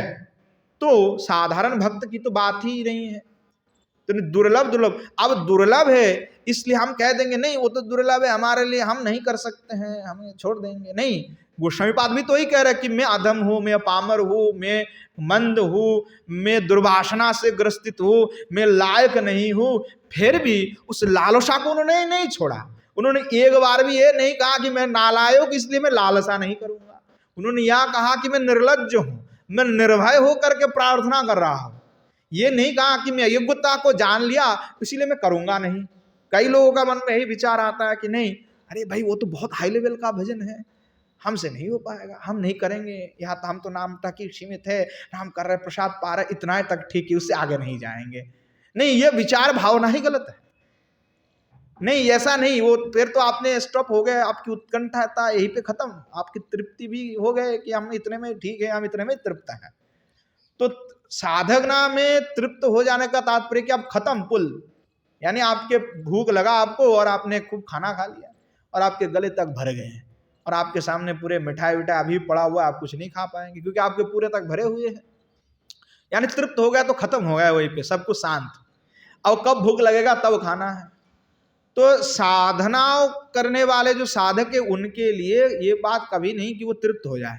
साधना करने वाले कभी तृप्त नहीं होते हैं, किसी भी हाल में वो तृप्त नहीं होगा। इसीलिए कहा कि भागवत में श्री भगवान के नित्य धाम में जाने के बावजूद भी, नित्य सेवा करने के बावजूद भी भगवान भक्त कभी भी तृप्त नहीं होते हैं। उन्हें रूप का दर्शन करते हुए कभी भी वे तृप्त नहीं होते हैं। तृप्त होने का तात्पर्य है कि हम वहीं पे अटक गए, समाप्त हो चुके हैं। तो इसीलिए कह रहे हैं कि बारंबार कि आपको भले आप जानो कि मैं लायक नहीं हूं, नालायक में उसके लिए योग्य नहीं हो, फिर भी उस अभिलाषाओं को आपको छोड़ना नहीं, उस अभिलाषा, उस उत्कंठता को आपको आगे बढ़ाना है, लालसा होना चाहिए। तो इसलिए राग मार्ग के जो भजन हैं, मंजरी स्वरूप में जो भजन है, उसका प्रधान जो बस विषय यही है कि उस साधक में लालसा होने चाहिए। और किस प्रकार की लालसा होना चाहिए? बोले तीव्र लालसा होना चाहिए। लालसा की मात्रा कोई हल्का फुल्की लालसा से नहीं होगा। इसलिए भगवान ने कहा कि अकाम सर्व कामवा मोक्ष काम उदारधि तीव्रेन भक्ति योगेनो यजत पुरुषम परम। भागवत में मैंने इतनी श्लोक पढ़े, मुझे ये श्लोक बहुत अच्छा लगता है कि वो उसमें श्री भगवान स्वयं इसमें कह रहा है कि तीव्रेन भक्ति योगेन। ये नहीं कहा कि ढिले न भक्ति योगेन, थोड़ा हल्का फुल्का ढीला भक्ति कर लेते हैं, काम चलाओ जैसा तो हमें मिल जाएंगे। नहीं, भगवान का नहीं, बिल्कुल नहीं। तीव्रेण भक्ति योगेनो ययेत पुरुषम परम। तीव्रता के साथ में उस परम पुरुष की यजना करना चाहिए, भजन करना चाहिए, तीव्रता होनी चाहिए, स्पीड बहुत तेज होना चाहिए। अगर नहीं होगा तो फिर नहीं हो पाएगा। इसीलिए वो तीव्रता होना, उत्कंठता होना आवश्यक है। इसीलिए चाहे वो श्री षड़गोस्वामी पाद हो, चाहे श्री विश्वनाथ चक्रवर्ती पाद हो, चाहे श्री बलदेव विद्याभूषण पाद हो, इन सभी ने परंपराओं को निभाते, उनके साधक, उनके जो भाव है, जब उनके ग्रंथों को आस्वादन किया जाता है तो वो भाव दिखा जाता है कि किस प्रकार की तीव्र लालसा इनके हृदय पे है, किस प्रकार उत्कट प्रेम इनके हृदय पे है। तो उसके वैसे उत्कट जो तीव्र लालसा है, उत्कट प्रेम है, वही आपको परम पुरुषार्थ यानी श्री युगल सरकार की चरण कमल को प्राप्ति कराने में सामर्थ्य वही लालसा ही है। यानी लालसा ही आपको वो सफलता प्रदान करेगा, यानी युगल सरकार की चरण कमल की प्राप्ति करा देगा। इसीलिए साधक को अपने हृदय पे उस प्रकार की तीव्र लालसाई वासना को जगाना होगा। तो विषय और वासना से आप जब तक आबद्ध हैं, पति पुत्र परिजन संसार की इस संबंध से आप युक्त हैं, तब तक वैसी लालसा जो आपके हृदय में, चित्त में पैदा होगा, वो बड़ी असंभव बात है। तो भाले ही आप गृह में रहे, परंतु गृह में रह करके गृह आसक्ति ना रखें। गृह में रहे परंतु केवल कर्तव्य हेतु आप उसका पालन करें, बाकी तो अपने अपने जो मुख्य उद्देश्य हैं उस उद्देश्य की ओर हमें चलना चाहिए। यानी गौण उद्देश्य को परित्याग करके मुख्य उद्देश्य का आश्रय लेना आवश्यक है। कोई एक बार कह रहे थे कि देखो कि जो ऐसे अनेक भक्त हैं कि जो प्रचार में बिल्कुल रुचि नहीं रखते हैं, जो बाहर नहीं जाते, जिनको हम दिखते भी नहीं हैं, जानते तक नहीं हैं, अपने भजन साधन में वो निमज्जित हैं, वो डूबे रहते अपने साधन भजन में। विजय कृष्ण गोस्वामी जी की एक उनके जीवनी में एक कहानी आता है कि वे इस वृंदावन में जब आते थे परिभ्रमण करने के लिए, कई बार अपने शिष्य के साथ में ऐसे चलते थे। तो एक बार वे कालीधा के मार्ग से जो है चल रहे थे, अपने कुछ शिष्य वगैरह ऐसे ही। तो चलते हुए उन्होंने एक महात्मा को देखा, ऐसे पागल सा, नहा नहीं धोए नहीं, ऐसे ही चल रहा है। महाराज ने दूर से देखा, गोस्वामी जी ने ऐसे हाथ जोड़ करके प्रणाम किया। अब ये थे अद्वैत वंश के गोस्वामी जी, और अद्वैत वंश हो चाहे नित्यानंद वंश, उनके गोस्वामी की प्रतिष्ठा तो ऐसे ही होते, ये स्वाभाविक लोग उनके सभी पूजनीय होते, सबसे उच्च पूजनीय होते। हम मानते गौड़ी संप्रदाय में कि वो सबसे पूजनीय है हमारे लिए। तो जब वो प्रणाम किए तो उनके भक्त के कोई भक्त थे, उनके हृदय में, अरे महाराज इतने बड़े तपस्वी संत विरक्त और ऐसे पागल को प्रणाम कर रहे हैं। दूसरे दिन भी ऐसे भ्रमण में निकले तो कोई दूसरा ऐसे महात्मा ऐसे पागल जैसा घूम रहा है, उनको देख करके उन्होंने प्रणाम किया। तो शिष्य ने फिर पूछ ही लिए गुरु जी से, गोस्वामी जी से, कि महाराज एक निवेदन था। बोले कौन, क्या निवेदन है बताओ। कि हम देखे कि ये पागल सा ऐसे डोल रहा है, कुछ भी ना, गले में तुलसी ना कुछ, ऐसे रुग्ण सुग्न और कुछ भी नहीं, ना तिलक ना माला, आप ऐसे इसको प्रणाम कर रहे हैं, क्या बात है गुरुजी। तो फिर गोस्वामी जी कहें कि ये जो देखे हो, हम तुम देख रहे हो कि भूमि पे चल रहे, तुमने ध्यान नहीं दिया, वो भूमि पे नहीं चल रहे थे, भूमि से एक हाथ ऊपर वो चल रहे थे। अद्भुत साधक है वो, बाह्यिक रूप से तुम उसका आदर्शन कर रहे हो, परंतु तुम्हें नहीं दिख रहा है, पर मुझे दिख रहा, तो भूमि पर भी नहीं चल रहे थे। वो साधना के चरम शिखर में है। कई बार हम ऐसे सोचते हैं कि माला तिलक धारी हैं तो बड़े वैष्णव होंगे, परंतु वृंदावन में रहने वाले ऐसे अनेकों संत हैं जो छुप के रहते हैं, आचार प्रचार से कोई मतलब ही नहीं रहते हैं। तो मुख्य उद्देश्य भजन है। ऐसे अनेक महात्मा है जो चुपचाप अपना भजन साधन कर रहे हैं, श्री गोस्वामियों के मार्ग का पूर्ण जो है अनुशासन करते हुए, उनके पूर्ण अनुसरण करते हुए चल रहे हैं। बाहरी दुनिया से उनका कोई संजग नहीं, कोई प्रतिष्ठा से कोई मतलब नहीं, क्योंकि मान यश प्रतिष्ठा सब सुकरीर विष्ठा, वो सभी बेकार की चीज है। तो उससे जब मतलब ही नहीं, तो उसके लिए पीछे वो भागते भी नहीं है। तो ऐसे संत महंत जो हैं श्री वृंदावन में भी हैं, जितने भी धाम है उन धाम में अभी भी ऐसे संत हैं जो भजन कर रहे हैं प्रकृत रूप से। तो हमारे मुख्य उद्देश्य और विचार, साधु का विचार इससे नहीं होता है कि साधु की प्रतिष्ठा कितनी है, कितने मठ है, कितने मंदिर है, कितने शिष्य हैं। इससे साधु की परिभाषा नहीं होता है, इससे साधक की परिचय नहीं होता है। साधक की परिचय उससे है कि साधक ने कितने भगवान से, वो कितने अंतर्मुखी हो चुके, कितने श्री भगवान के साथ उनका संबंध जुड़ा हुआ है, कितनी तीव्रता है उनके अंदर। और जो साधक हैं वो छुप के रहते हैं, क्योंकि बाहर वो प्रकाश करेगा तो बाहर फिर उसके प्रतिष्ठा जैसा आकर के उसके सारी साधन को बिगड़ करके चले जाएगा। क्योंकि लोग आते हैं और आकर के क्या मांगते साधु से, कोई आएंगे कि हमें पुत्र दे दो, कोई कहेंगे कि महाराज हमें नौकरी दे दो, कोई कहेंगे कि महाराज फलाना दे दो। तो साधु से चाहते क्या है, चाहना क्या है, मांगना क्या है, वो भी लोग नहीं जानते। प्रार्थना भी करते, महाराज कमर में बड़ा दर्द है, थोड़ा कृपा कर दीजिए। अरे महाराज क्या डॉक्टर हैं? वो तो भवरोग का निवारण करने वाले हैं, ये तो शरीर के रोग का निवारण करने वाले नहीं है। पर लोग भीड़ वहीं पे लगाते हैं जहां रोग, शरीर का रोग का निवारण हो, कुछ विषय की रोग का निवारण हो जाए। परंतु जो अनंत काल से जो रोगों में हम पीड़ित हैं, उस मुख्य जो रोग है, उस रोग का विनाश करने के लिए हम कोई भी तत्पर नहीं। सब जानते हैं कि माया का संसार है, कोई किसी का है ही नहीं, फिर भी समझते नहीं है। जानते सब हैं, समझते नहीं है और साधन करते नहीं है। तो इस चक्कर में ये बार बार आना जाना फिर लगा रहता है। तो साधक को चाहिए कि वो उस प्रकार अपने भाव को परिवर्तन कर, धीरे धीरे उन आचार्यों ने जो कहा, गोस्वामियों ने जिस राह पर चले उस मार्ग पे स्वयं चले, धीरे धीरे करके इस विषय वासना से मुक्त होकर के धीरे धीरे भगवत मुखी हो जाए और तीव्रता से श्री गोविंद का भजन करे, युगल सरकार का भजन करे, कोई बाहरी संयोग ना रखें। क्योंकि जब तक उसके हृदय में कोई बाहरी प्रपंच रहेगा तो फिर वो संबंध पूरा के पूरा नहीं बनेगा। क्योंकि हम भगवान को प्रेम करते हैं, कहते हैं कि श्री गोविंद को हम प्रेम करते हैं, कितना प्रेम करते हैं? बोले नहीं, हम तो भगवान को प्रेम करते हैं। बोले पति को प्रेम करते? बोले बिल्कुल करते हैं। अब पत्नी को कर पूछा जाए क्या तुम अपने पति को प्रेम करते हो, तो बिल्कुल कहेंगे कि करते हैं। नहीं बोलेंगे तब तो भाई पति नाराज हो जाएगा, बोलना भी पड़ेगा। अगर पुत्र को प्रेम करते? बोले बिल्कुल करते हैं। अपने आत्मियों बंधु बांधव को करते? बोले करते हैं। तो आपने जो शतभाग प्रेम है, उस प्रेम का 10% इधर 10% उधार, इधर उधर करके आपने सब बांट दिया है। अंत में कितना बचा आपके पास कि आप उसको भगवान के ऊपर, भगवान को उतना प्रेम करते, कितना % बचा हुआ है? तो कहा कि नहीं, 100% जब तक आप भगवान को नहीं देंगे तब तक काम नहीं बनेगा। 100% प्रेम देना है, क्योंकि ये जितने भी हम प्रेम जिनसे कर रहे हैं ये सब स्वार्थ की संबंध है और ये माया के संबंध हैं।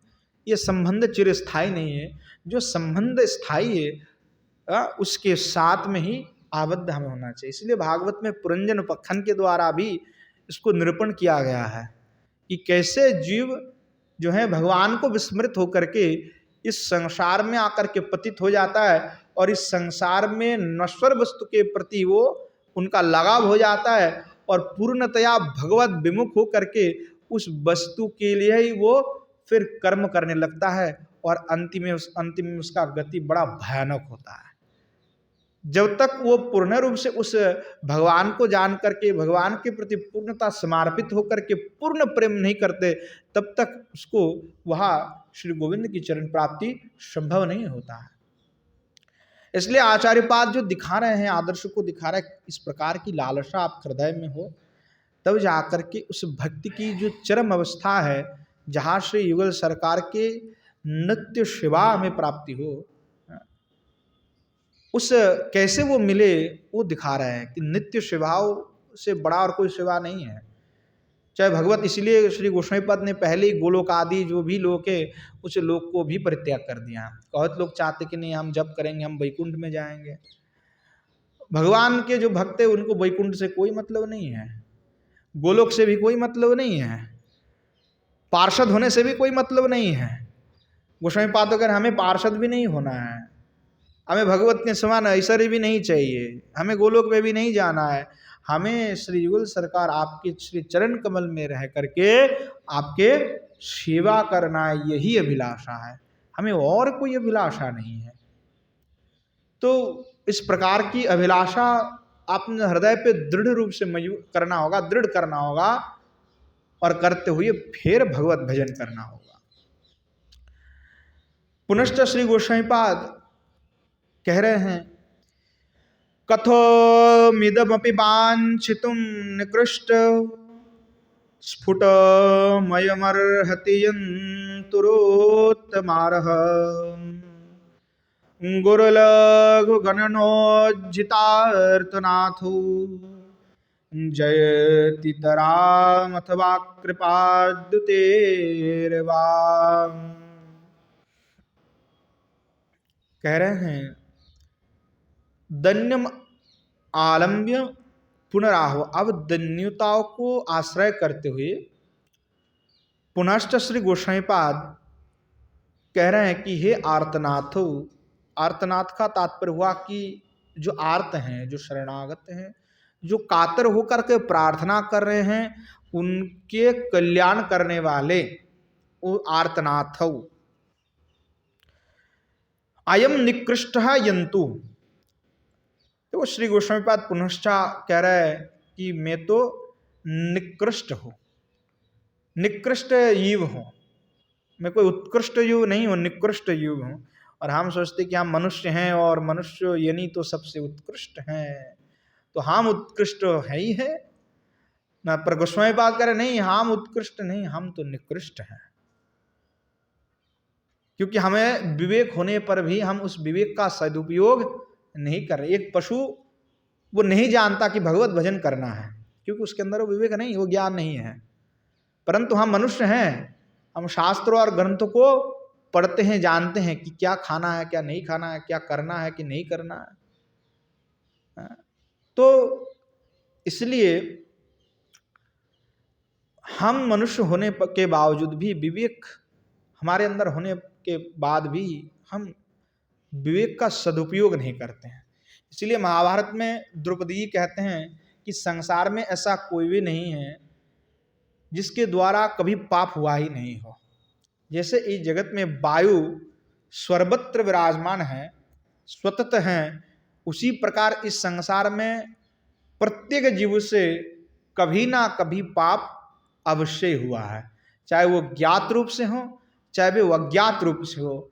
पाप तो हर व्यक्ति के द्वारा होता है, क्योंकि हम जिस परिस्थिति में और जिस समाज व्यवस्था में बड़े हो रहे हैं, अधिकतर हम सनातनी होने पर भी धर्म के संबंध में परिवार को उतनी अधिक जानकारी भी नहीं होते हैं। जब थोड़ा बड़ा होते हैं, चलते हैं, फिर जा करके जब संग प्राप्ति करते तब जानते हैं, क्योंकि शिक्षा इत्यादि इस प्रकार से अब अलग प्रकार से हो गया है कि धर्म के विषय में हमारी उतनी आग्रह भी नहीं और धर्म सिखाया भी नहीं जाता, उस तत्व वस्तु का ज्ञान भी हमें प्राप्त नहीं है।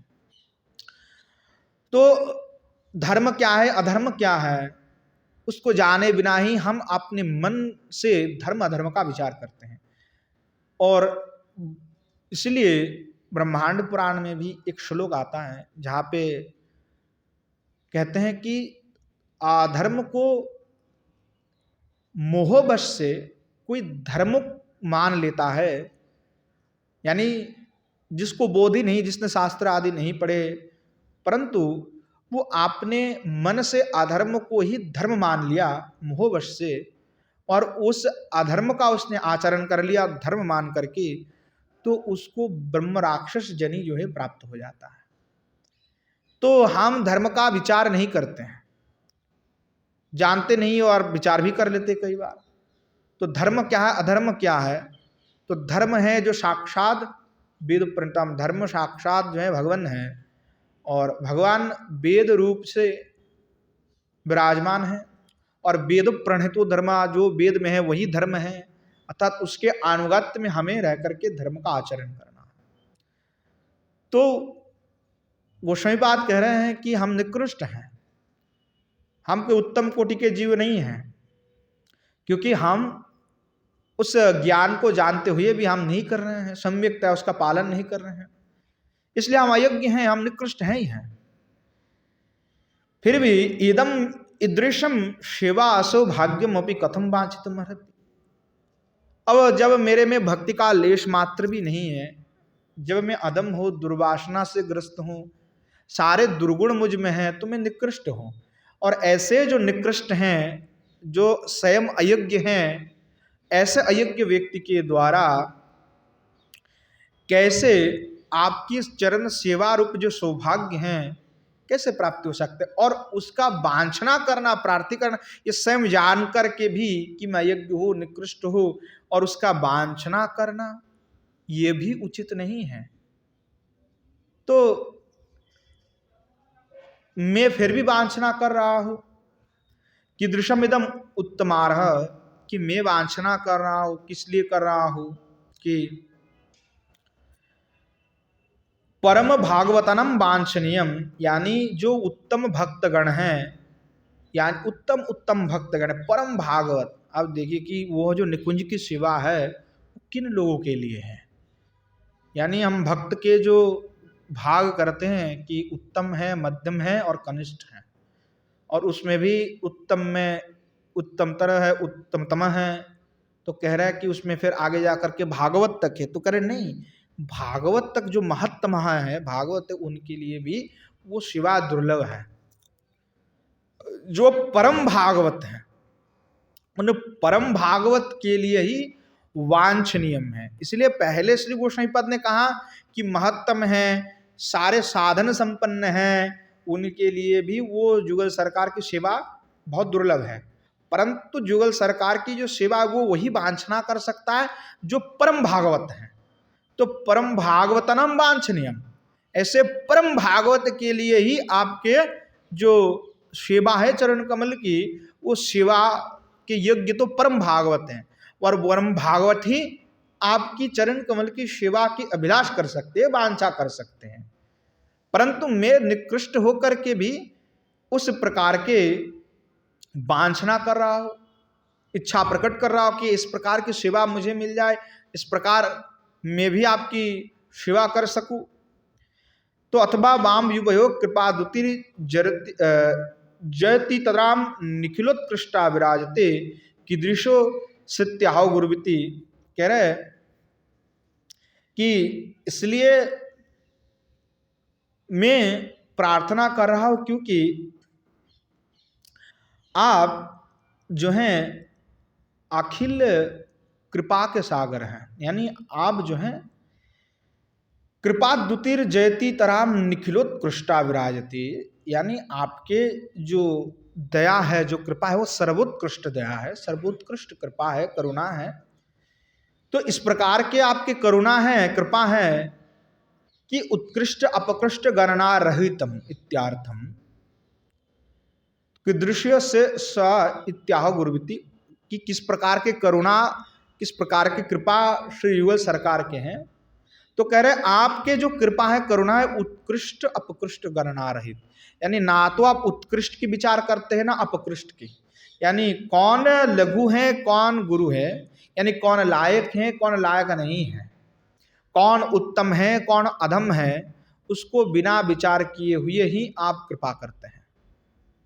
तो कृपा करने का तात्पर्य कि जब किसी का मन श्री भगवान में लग जाए, जेन केन प्रकारेण कृष्ण मन निवेशन, किसी भी प्रकार से भगवान में मन लगाना है, चाहे वो किसी भी प्रकार से हो, तो चाहे हिंसा से लगाए, कोई देशभक्त से लगाए, उसका कल्याण हो सकता है।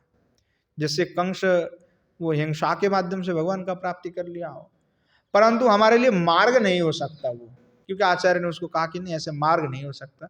परंतु अगर कोई करेगा इस प्रकार की विद्वेष कंस जैसा, तो उसका भी कल्याण हो जाएगा। भगवान अवतीर्ण होंगे तभी उसका कल्याण होगा, परंतु वो हमारे लिए मार्ग नहीं है। गोपियों का जो प्रेम है वो हमारे लिए आदर्श है। तो ये कह रहे हैं कि किसी भी प्रकार से भगवान में मन लगाना है, कैसे भी हो। तो जैसे उसका मन भगवान में लग जाएगा, यानी तन्मय हो जाएगा, तो तन्मयता प्राप्ति मात्र से ही क्या होगा कि श्री भगवान की कृपा उसको मिल जाएगा, चाहे वो उत्तम हो चाहे अधम हो। तन्मय हुई और तत्काल उसको कृपा मिलेगा। बात इतना है कि तन्मय होना है, अर्थात उसमें पूरा मन लग गया, 100 में 100% लग गया, तत्काल भगवान कृपा कर देंगे।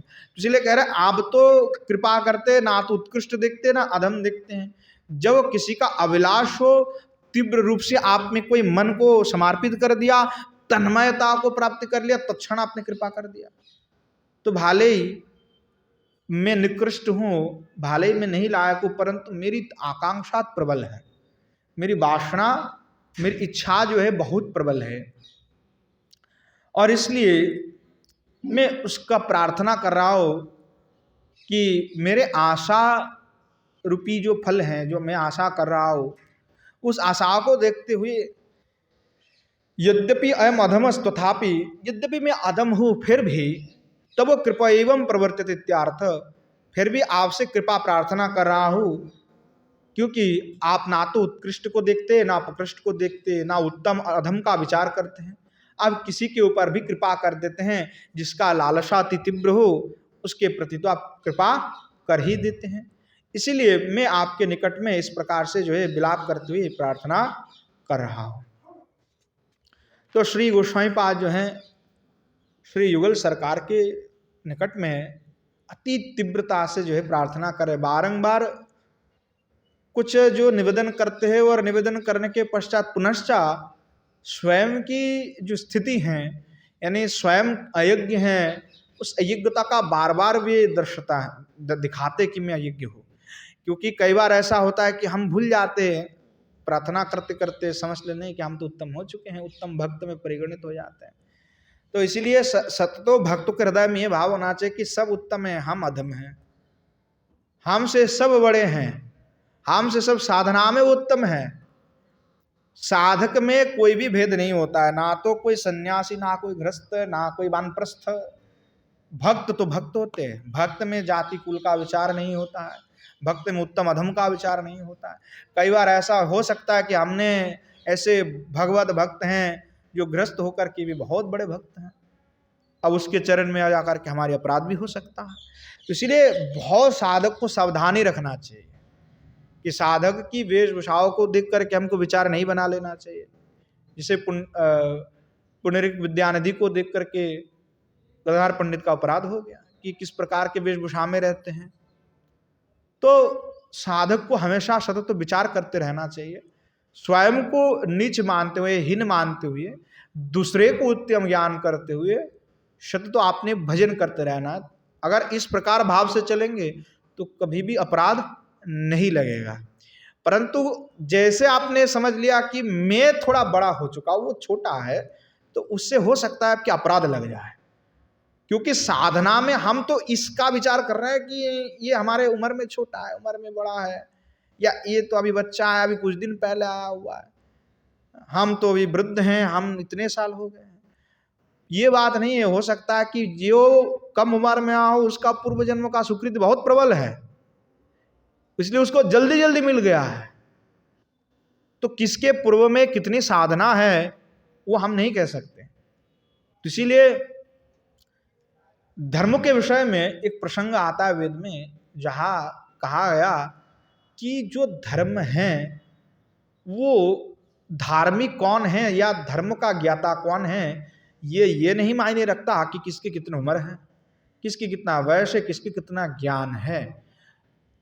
जिसको पूर्व जन्म की संस्कार है और जिसके ऊपर भगवान की कृपा है वही धर्मज्ञ बन जाता है।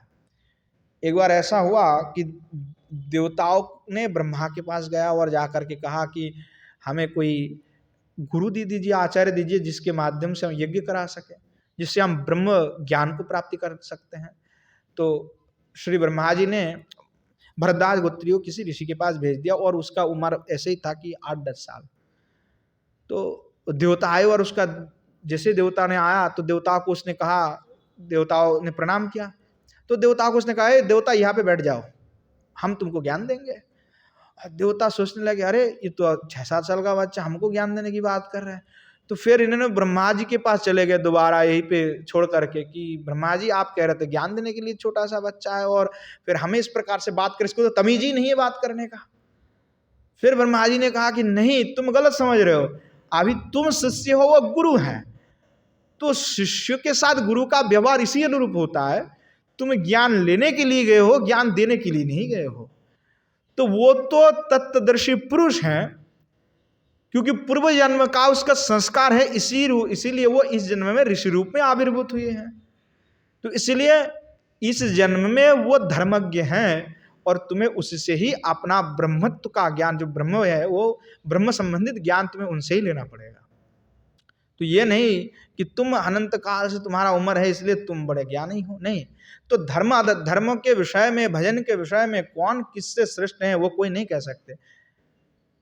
वो तो आपने साधक स्वयं ही जानते हैं। और कई बार साधक जैसे कि पूर्व जन्म में साधना करते करते बहुत बिल्कुल वो करीब था ही था कि अचानक किसी कारण से उसका पतन हो गया और दोबारा उसको फिर जन्म प्राप्त हुआ। तो ऐसे साधक के पास में हम जाकर के अगर बाहरी विषय लेकर के चर्चा करते हुए सोचेंगे कि नहीं है तो बहुत ये है, हम बड़े हैं, फिर अपराध लगने का भय है। तो इसलिए सबसे अच्छा है अपने को हीन मानो और दूसरे को उत्तम मानो। तो ना तो हमें अपराध का भय रहेगा, फिर ना कोई अपने पतन की कोई संभावना रहेगा। तो इसलिए बार बार आचार्योपाद ने यह कहा अपनाओं को अपने को हीन मानना है, दूसरे को उत्तम मानना है। तो दूसरे को हीन मानते फिर अपराध लग जाएगा। तो इस प्रकार से अपने को बचाना है, बचाते हुए भजन करना है, क्योंकि अपराध से बच के रहना है, कि चाहे धाम अपराध हो, चाहे शिवा अपराध हो, चाहे वैष्णव अपराध हो, क्योंकि अपराध हमारी भजन को नष्ट करता है। तो इसीलिए धाम में रह करके अगर धाम के चरण में कोई अपराध हो रहा है तो धाम को नित्य, धाम के पास प्रार्थना करे, धाम को नित्य दंडवत करे। जब धाम में विराजमान हो तो धाम में कम से कम लोटपाट हो जाए एक बार, कम से कम धाम में मस्तक झुका करके हम जो है ब्रज रज में एक बार आपने मस्तक को अभिषिक्त करे कि वृंदावन धाम में हम रह रहे हैं, आप जो है वृंदावन धाम हमारे ऊपर कृपा कीजिए, हमसे अगर कोई गलती हो रहा है। क्योंकि वृंदावन धाम में हम तो सब पत्थर लगाने के लिए, बहुत फर्श लगाना है पत्थर का, बहुत सुंदर लगता है देखने में। ठाकुर जी तो फर्श में नहीं खेलते हैं, ठाकुर जी तो वृंदावन के रज रज में खेलते हैं। श्री ठाकुर जी इस ब्रज के में जो है नंगे पैर होकर के चले हैं, जूता नहीं पहने भगवान ने। तो यही ब्रज में हमें अच्छा नहीं लग रहा है कि ऐसे रज रहे, हम तो चाहते कि रज ना रहे, वो बस एकदम सुंदर चकाचक पत्थर लग जाए लाल वाला, बहुत सुंदर लगेंगे देखने में। हम सुंदरता के चक्कर में उसकी जो महात्म्य है उसको नष्ट करने में तुले हुए। तो वो धाम अपराध से बचना है हमें। जब धाम में है यमुना जी के पास जाए, जाकर के प्रार्थना करें, निवेदन करें। जब श्री ठाकुर जी हैं, गोविंद जी हैं, दामोदर है, श्याम सुंदर है, मदन मोहन है, तो जाए, जाकर के निवेदन करें, प्रार्थना करें। क्योंकि जब प्रार्थना करेंगे तभी वो प्रार्थना पहुंचेगा, तभी हमारी जो अभिलाष है, वासना है, वो पूर्ण हो सकता है। तो वैष्णव के पास में जाए, महात्माओं के पास में जाए, सभी वैष्णवों को प्रणाम करें। जैसे तुलसी पत्र में कोई छोटा बड़ा नहीं होता है, सब समान होता है, भक्त में भी सब समान होते हैं। ना तो कोई ऊंचा है तो ना कोई नीचा है, हम हीन है और सबको दंडवत करते हैं। तो धाम अपराध, सेवा अपराध, नाम अपराध, इन सब से, वैष्णव अपराध, इन सब से बच करके अपने को बचाते हुए अपना साधना में ही जो है मग्न रहना चाहिए। तो इस प्रकार श्री गोस्वामी पाद वही बात को बार बार दिखा रहा है कि स्वयं को निकृष्ट मान लिया और निकृष्ट मान करके जो भजन में आगे प्रवृत्त भजन करना है वही दिखाया। उनके जीवन में भी इस प्रकार जो है घटना भी उपलब्ध होते हैं कि श्री रूप गोस्वामी पाद भजन कर रहे थे, कैसे एक लंगड़ाते हुए सामने से चले गए, गोस्वामी पाद लीला दर्शन कर रहे थे, उसको थोड़ा सा मुस्कुरा दिए, बाद में उनको लीला का दर्शन ही नहीं हुआ। विस्तारित घटना है, मैं उसको संक्षेप में कह रहा हूँ। फिर बाद में लीला स्मरण ही नहीं हुआ। बाद में पता लगा कि ऐसे कोई ब्रजवासी जा रहा था, वो उसने सोच लिया कि मुझे देख करके हंसा है तो इससे अपराध लग गया है। तो यानी अपराध हमने किया ही नहीं, किसी ने सोच भी लिया तब भी हो सकता है कि हमारे भजन में विघ्न हो जाए। इसलिए उन चीज से बच करके आपने भजन करना है। तो बार बार आचार्य पाद जो है इसको दिखा रहे हैं कि साधक आपने हृदय को इस प्रकार से बनाए, तभी श्री युगल सरकार की जो सेवा है वो उनको प्राप्त हो सकता है। तो आज समय हो चुके हैं, आज यहीं पे विश्राम देते हैं, आगे यहीं से पुनः हम आस्वादन करेंगे। प्रेम से बोलिए जय जय श्री राधेश्याम निताय गौर शतनाथ प्रेमानंदे हरि हरि बोल। श्री युगल सरकार की जय, श्री युगल सरकार के समस्त पार्षद वृंद की जय, श्री वृंदावन धाम की जय, धाम में विराजमान सभी संत विष्णु भक्त वृंद की जय, श्री यमुना मैया की जय, श्री गिरिराज गोवर्धन की जय, श्रीमन महाप्रभु की जय, श्रीमन महाप्रभु के समस्त पार्षद वृंद की जय, श्री नवद्वीप धाम की जय, धाम में विराजमान सभी संत विष्णु भक्त वृंद की जय, श्री गंगा मैया की जय, श्री रूप गोस्वामी पाद की जय, श्री जीव गोस्वामी पाद की जय, श्री बलदेव विद्याभूषण पाद की जय, श्री स्तव माला की जय, श्री पंडित बाबा की जय, श्री कृपा सुंदर बाजी महाराज की जय, श्री विष्णुदास बाबूजी महाराज की जय,